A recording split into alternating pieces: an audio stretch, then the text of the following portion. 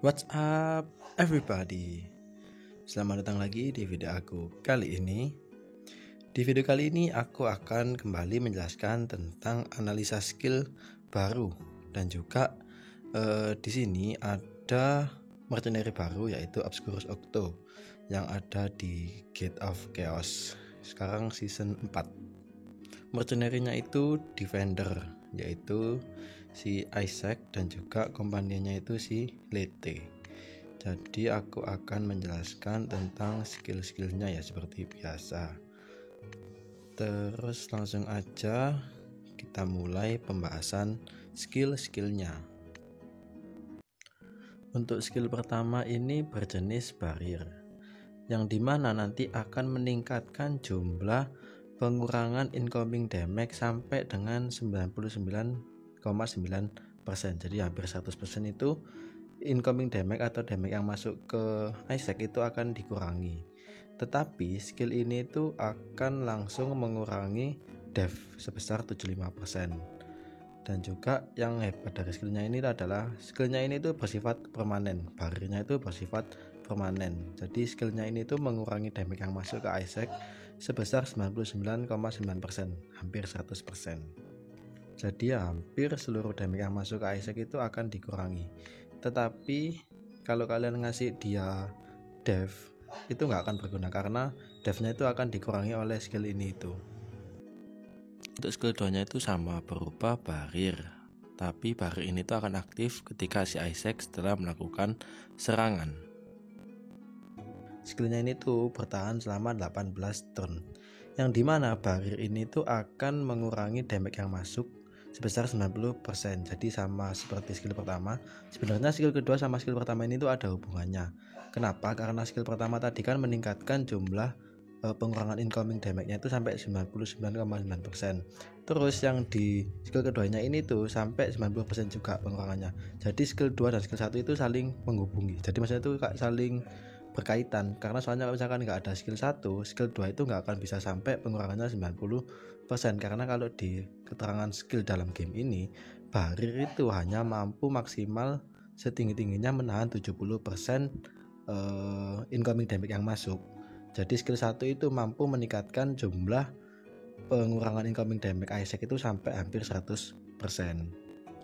Terus juga skillnya ini tuh memberikan healing setiap turnnya, max HP dikali 30% healing setiap turnnya.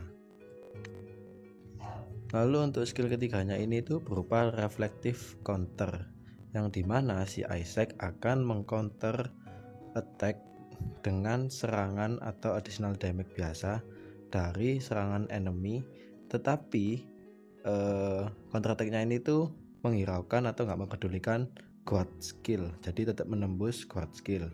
Terus counter attack-nya ini tuh berdasarkan 100% dari total HP atau max HP yang dimiliki oleh si Isaac. Terus juga dari skill ini tuh akan memboost critical rate sebesar 60%. Sekilas kalau dibaca dari keterangan skillnya, skill ini tuh kedengaran OP karena counter attack-nya itu menghiraukan atau tetap nembus guard skill type. Tetapi kalian perlu fokus ke additional damage-nya itu. Additional damage dari counternya Isaac ini tuh bersifat damage biasa, nggak dev ignoring atau barrier ignoring ataupun fixed damage, tapi damage biasa.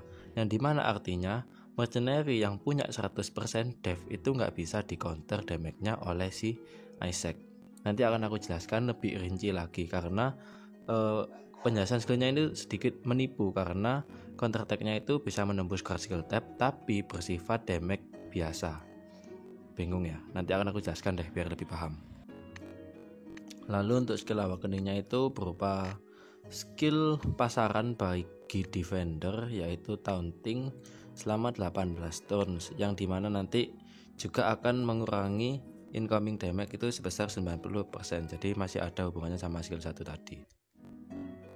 Ya kurang lebih untuk penjelasan skillnya itu seperti itu. Tapi si Isaac ini tuh tile serangannya itu berbentuk plus ya. Jadi ada total 5 tile yang bisa diserang oleh si Isaac. Nah untuk rune-nya sendiri, karena tadi skill pertama itu akan langsung mengurangi dev, dan juga kebanyakan counter attack ataupun attack-attacknya itu berdasarkan max HP. Jadi lebih baik kalian kasih Isaac ini tuh vital HP yang bersifat dua-duanya itu yang persen ya, kalau bisa ada substatsnya. Kalau bisa substatsnya sih kasih yang critical rate aja, karena tadi juga ada peningkatan critical rate-nya. Nah, seperti biasa aku akan menjelaskan contoh pertarungan dari skill-skillnya.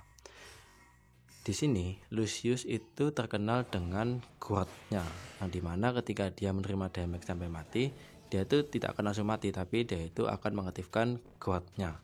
Yang dimana ketika Lucius dalam mode guard, dia kan tidak akan menerima damage sama sekali kecuali direct damage.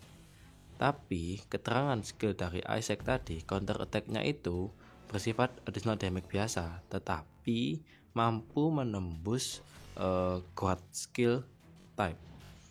Nah, itu kelebihan dari skill Isaac.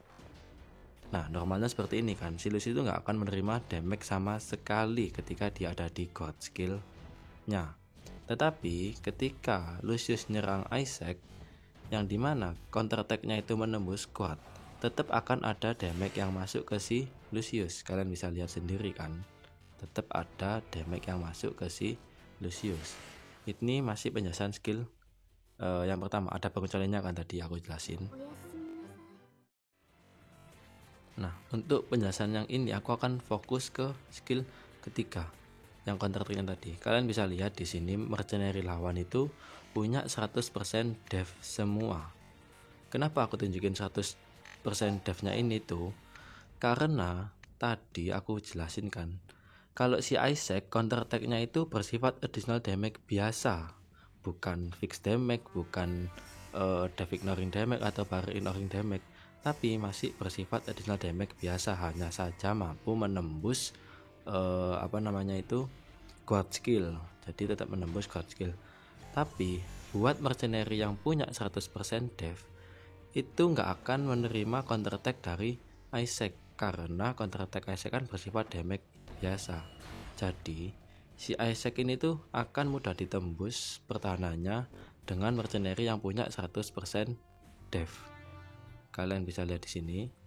Nah, nggak ada damage yang diterima oleh lawan ketika menghit si Isaac, itu karena si lawan itu punya 100% dev, yang dimana nggak bisa ditembus dengan damage biasa. Kan 100% dev itu minimal harus bisa ditembus dengan damage yang berupa dev ignoring, seperti itu kan.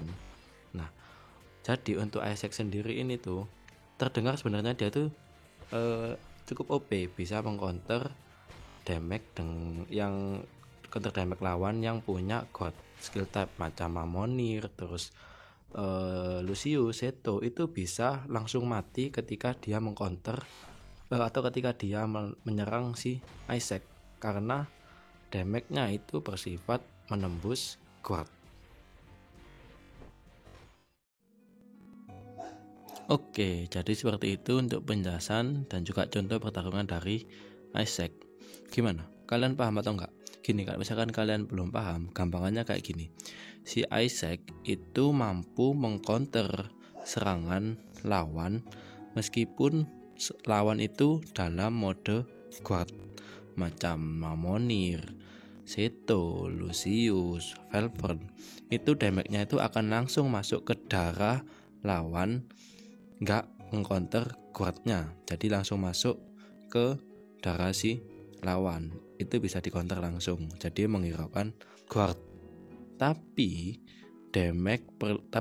kalian perlu pahami kalau additional damage dari si Isaac itu bersifat damage biasa, yang dimana berarti mercenary yang punya 100% dev itu nggak akan bisa dicounter oleh Isaac, atau damage-nya itu nggak akan masuk ke si lawan.